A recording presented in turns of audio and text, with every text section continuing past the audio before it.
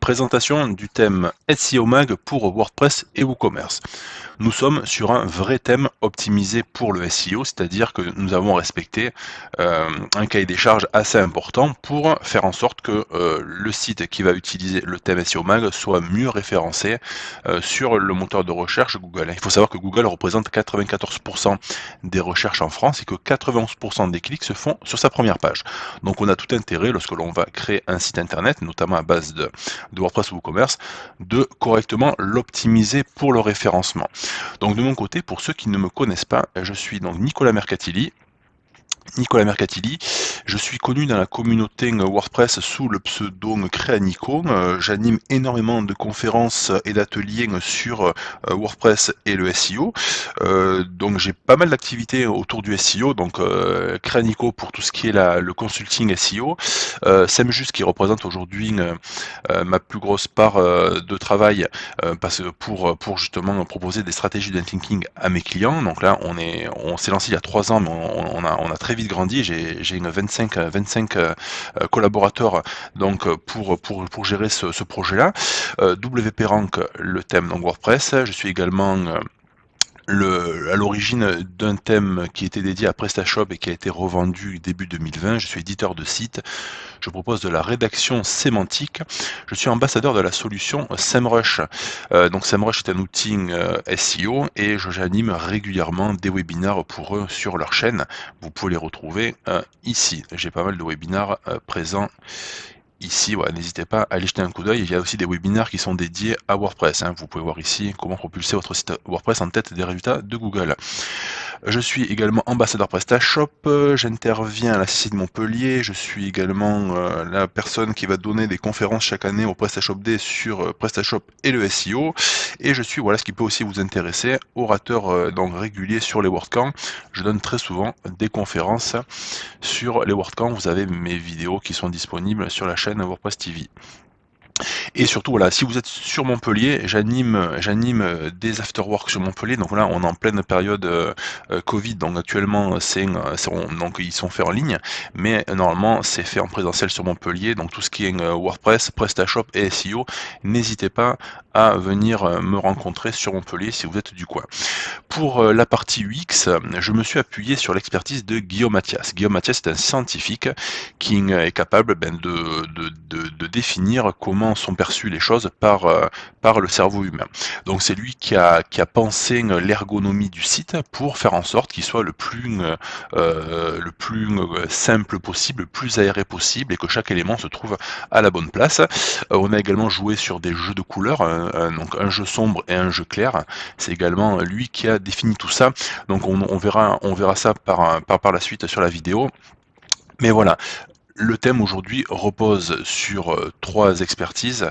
La performance, pour avoir vraiment un code qui soit léger et très propre. Donc là, c'est le développeur avec qui je travaille depuis pas mal d'années, Jorel, qui a fait un super boulot pour nous développer donc le thème qui soit le plus rapide possible et le plus léger possible.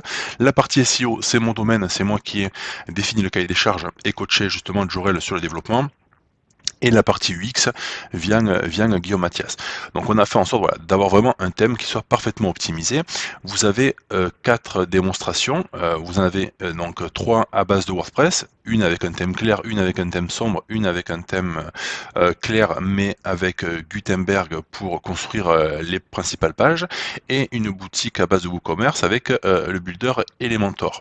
Donc si je prends l'exemple de la première démonstration, j'ai voulu vous montrer voilà, en termes de performance ce que ça donne.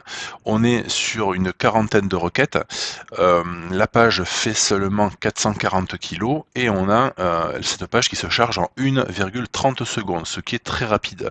Donc on a vraiment fait en sorte d'avoir un code assez propre, assez léger, de limiter le nombre de requêtes. Ici on voit qu'on a quand même une page qui est quand même assez lourde, mais nous avons fait en sorte que cette page se charge rapidement malgré tous les éléments qu'elle va intégrer. Au niveau des démonstrations, donc là on est sur la charte à base de fond blanc, on a la même chose avec donc le fond noir. Donc ça ce sont les couleurs qui sont prédéfinies directement dans le thème. On a ici une démo à base de Gutenberg, donc là la page d'accueil a été construite avec l'éditeur Gutenberg. Donc il faut savoir que l'on propose des shortcodes qui vous permettent de réintégrer des produits et des articles sur les pages que vous allez construire afin de garder la présentation du thème. Là, on a la même présentation que sur les pages de listing produits telles que les catégories et les étiquettes. Donc là, on est sur Gutenberg et là, on est sur Elementor. Donc on est sur un WooCommerce. Ici, voilà, on a la page d'accueil qui a été construite totalement avec Elementor. On retrouve donc du coup un aperçu des produits via le shortcode que l'on propose sur le thème, différents blocs, une vidéo, du texte et les actualités également. Voilà, les produits et les actualités, on peut les proposer sous forme de shortcode et les intégrer sur n'importe quelle page. Au niveau du balisage à chaîne, donc il faut savoir qu'ici on est sur un modèle de page dédié à Elementor et les H1 sont intégrés manuellement. Donc ici, quand on est sur Elementor, vous allez voir, voilà, ici on va intégrer manuellement les différents titres H1, H2, etc. Si je passe sur des pages internes, je passe sur une catégorie produit.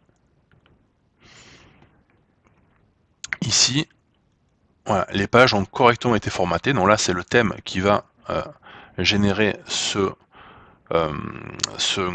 balisage à chaîne. Ici, on voit que l'on a les différentes balises. Donc là, on voit bien, voilà, ça c'est le texte qui est présent en bas, qui est présent juste après le H1, au-dessus des produits. Même chose si je passe sur une fiche produit. Voilà, je laisse charger la page. Allez, je retourne dans Web Developer, View Document Outline. Et ici, pareil, voilà, baliser la chaîne parfait, le H1, la description, le contenu rentré dans la description, les différents H2 pour les différentes sections, et après les produits qui sont associés derrière. Donc on a vraiment un balisage à chaîne qui a été très bien travaillé, et même pareil, vous pouvez le contrôler sur les articles, sur toutes les pages. On a vraiment un balisage à chaîne exemplaire, tout a été vraiment bien optimisé. Au niveau du thème, il faut savoir que l'on a mis en place donc du Flex CSS. Le Flex CSS, on va le retrouver à deux endroits pour différer les chargements de contenu. Tout à l'heure, on l'a vu sur la page catégorie, le texte présent en bas se retrouve finalement chargé en premier en haut dans le code, alors que pour l'internaute, il est présenté en bas pour pas lui dégrader trop la présentation de la page.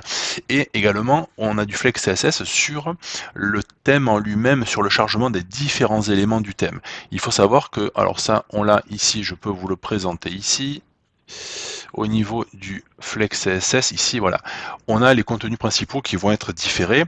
Nous avons en premier ce qui va se charger, donc c'est le header, mais le header sans le menu, c'est-à-dire on va prendre le header complet sans le menu qui est dedans. Ensuite, on a le fil d'Ariane, le contenu principal de la page, la sidebar, le menu principal qui est présent dans le header normalement, et le footer. Le but est que l'on vienne retirer un maximum de liens dans les deux éléments qui sont présents avant le contenu principal, c'est-à-dire ne pas avoir le menu qui soit au-dessus. Dans le header, on peut obfusquer tout ce qui est présent en haut. Dans le fil d'Ariane, pareil, on peut obfusquer, laisser que par exemple le niveau -1 ou carrément masquer le fil d'Ariane.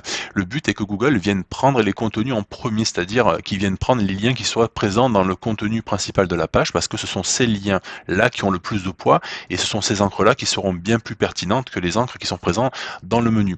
Donc il y a du Flex CSS pour différer les différents éléments qui vont construire en fait la page.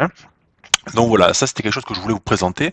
Pour revenir juste sur Elementor, je vais cliquer sur sur éditer la page pour vous montrer comment a été intégré le modèle de page.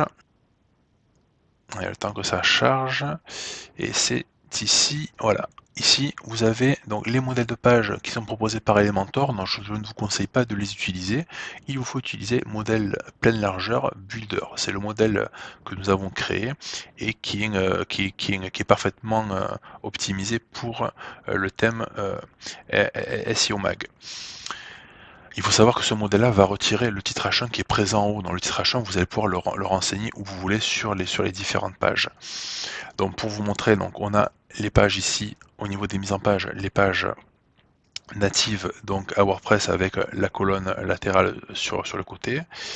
Ici, avec la possibilité de mettre une image en avant qui reprend le même design que sur les articles.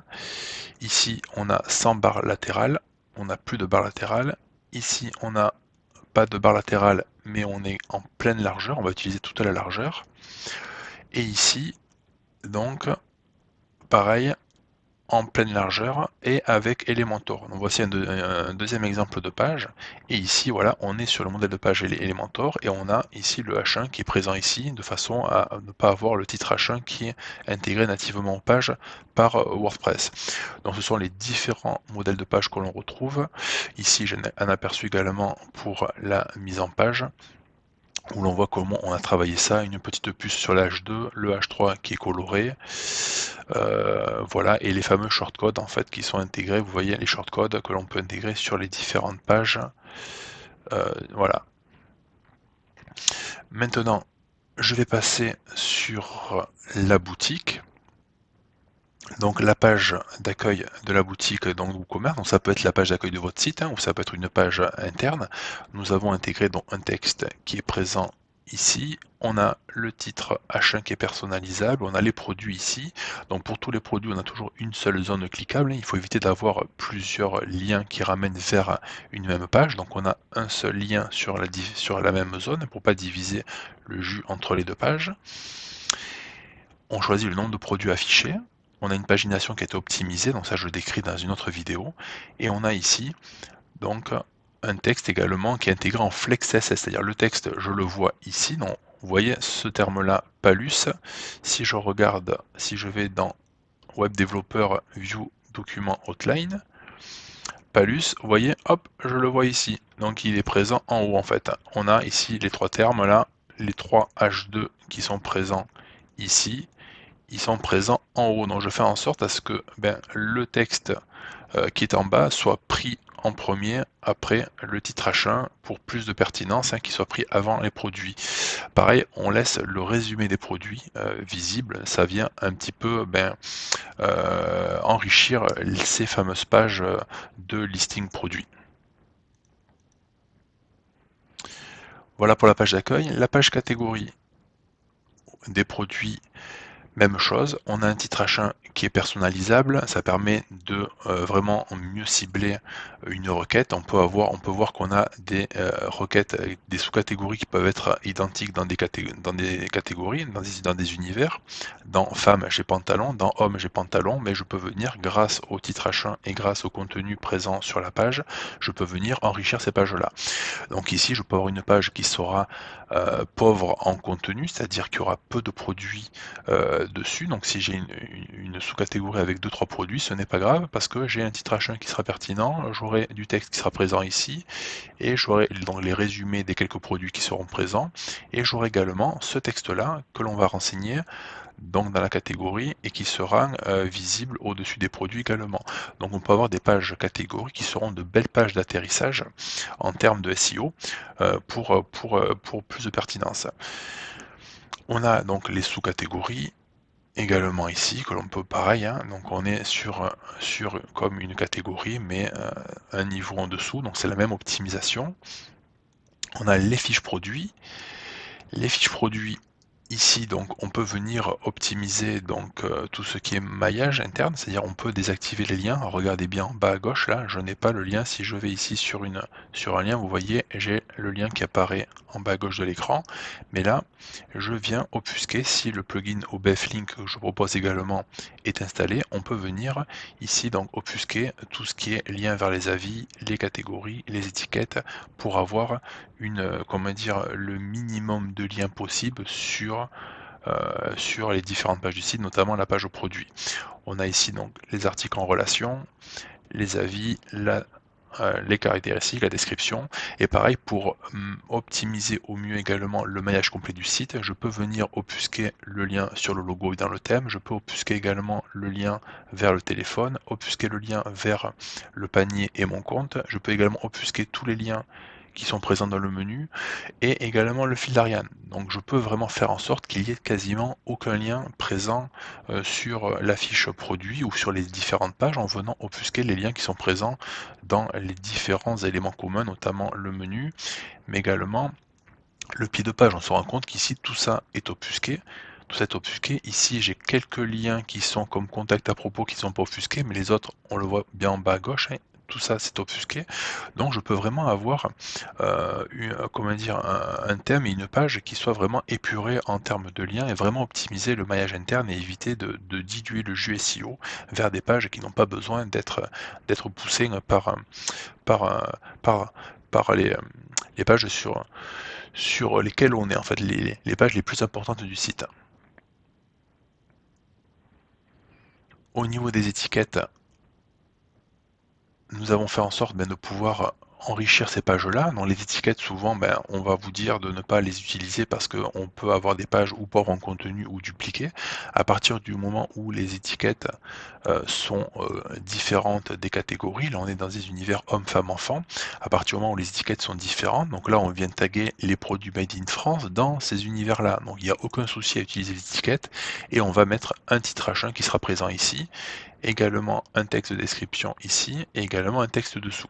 Donc on peut avoir des pages étiquettes avec seulement 2-3 produits dedans qui seront parfaitement optimisés pour les SEO parce qu'on va enrichir chaque étiquette avec du contenu et éviter que les étiquettes soient dupliquées aux catégories.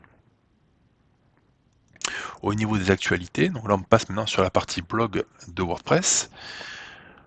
Donc j'ai la page d'accueil qui est donc du blog qui est personnalisable, donc ça peut être la page d'accueil du site, mais également la page actualité. Donc on a un texte qui est dédié à la page d'accueil. On va choisir le nombre d'articles par catégorie et on va choisir les catégories également affichées. Donc tout ça, je l'explique dans notre vidéo plus en détail, mais on va vraiment pouvoir construire la page d'accueil comme on veut en ajoutant les catégories que l'on veut, le nombre d'articles que l'on veut, etc. Les pages catégorie du blog. Donc comme pour les produits, le titre H1 est personnalisable, on a le nom de la catégorie qui est ici, mais pour plus de pertinence, on va personnaliser le H1 et on va désoptimiser pour toutes ces pages-là, toutes les pages de listing, on va désoptimiser la page 2, c'est-à-dire si je passe sur la page 2, automatiquement je vais perdre le texte.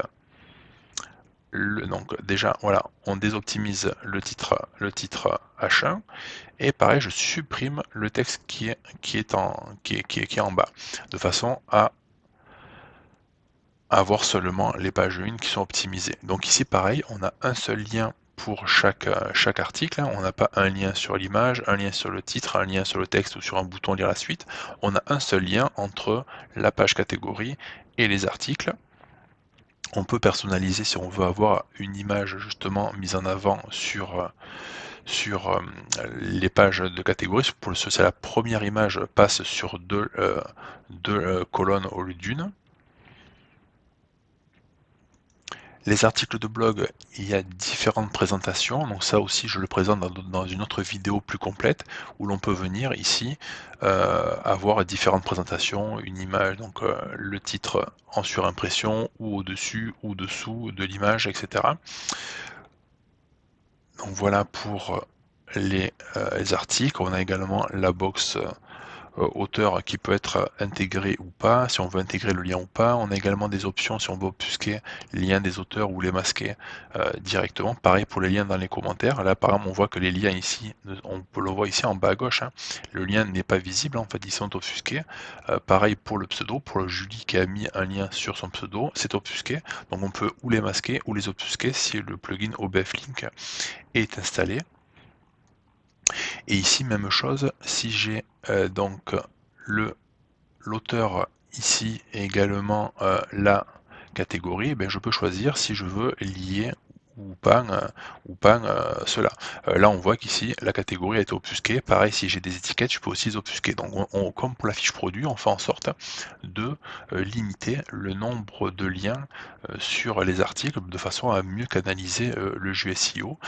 Ici, on a une extension qui nous permet de rajouter les articles de la même catégorie pour rester sur une structure en siloing thématique. On peut intégrer si on veut également des produits suivant les catégories sur lesquelles on se trouve. Au niveau des archives, rien de particulier, voilà, on a une mise en page comme ça qui ressemble aux catégories. Au niveau des étiquettes, Ici, les étiquettes comme pour les produits, on va personnaliser le titre achat et on va intégrer un texte dessous optimisé donc pour le référencement de façon à avoir une page avec du texte ici, le texte sur le début de l'article, hein, donc l'extrait de l'article, pour avoir des pages qui seront donc les pages étiquettes qui vont se positionner un petit peu mieux. On évite pareil, hein, comme pour ici on a les catégories du blog qui sont tendance hiver, été et notre actualité. On va essayer d'avoir des choses qui soient différentes, en fait, de croiser les thématiques des étiquettes par rapport aux catégories. Au niveau des pages auteurs, on a fait en sorte de pouvoir positionner donc les pages auteurs. Donc on va reprendre automatiquement le gravatar et le pseudo qui sera affiché publiquement sur le site donc pour chaque auteur, et on va intégrer un texte optimisé, hein, pour justement enrichir ces pages-là. Et après on aura les articles des différents auteurs. Pareil, toujours avec la pagination qui sera désoptimisée. Au niveau de la recherche, donc je vais dans résultats de recherche, nous avons fait en sorte de proposer donc une page qui va regrouper les différents contenus. Là, on a recherché chemise, donc dans la recherche qui est ici, hein, qui apparaît comme ça. Nous avons recherché chemise et on va retrouver ici donc les produits associés à chemise, également les articles associés donc aux chemises et également les pages. Voilà, donc tous les contenus sont regroupés par typologie de contenu sur les recherches afin que ce soit plus simple pour s'y retrouver. Le dernier élément, ce sont les pages 404. Donc il est possible de personnaliser donc l'intitulé de la page qui apparaît ici et d'intégrer également un texte qui pourra être pertinent suivant ce que vous proposez. Et derrière, vous allez choisir est-ce que vous voulez proposer donc les derniers articles ou est-ce que vous voulez proposer les derniers produits qui ont été intégrés au site. Voilà, donc ça c'est personnalisable afin d'avoir une page 404 qui soit un petit peu plus sexy que les pages classiques. Voilà pour la présentation du thème SEO Mag pour WordPress et WooCommerce. Et n'hésitez pas à aller voir. Là, c'était une vidéo qui était quand même assez brève. Je ne suis pas rentré trop dans le détail. Mais si vous allez sur la page donc du thème, hein, cette page-là, sur thème SEO Mag, sur WP Rank, ici vous allez retrouver donc bon déjà les live démos, les 4 live démos, mais également toutes les vidéos et également la documentation associée à chaque partie du site. Donc vous allez retrouver voilà, les pages catégories du blog, à chaque fois ce qui a été optimisé en termes de SEO et la personnalisation qui est possible, les articles de blog, les étiquettes, les auteurs, les pages 404, le flex CSS, l'obfuscation de liens, et à chaque fois vous avez toujours une petite vidéo qui est associée à cela et qui vous permettra de rentrer plus en détail de ce que je vous ai présenté ici. Voilà, et avec ici la partie WooCommerce qui a été séparée, la partie WooCommerce également pour la page d'accueil, les catégories, les produits, etc. Voilà, vous avez également ici le changelog, n'hésitez pas à aller faire un tour pour visualiser les différentes évolutions qu'il y a. Il y a régulièrement des nouveautés sur le thème, n'hésitez pas à aller voir, il y a toujours des choses intéressantes. Voilà. En tout cas, merci beaucoup d'avoir écouté cette vidéo et n'hésitez pas à revenir vers moi si vous avez des questions. À très bientôt.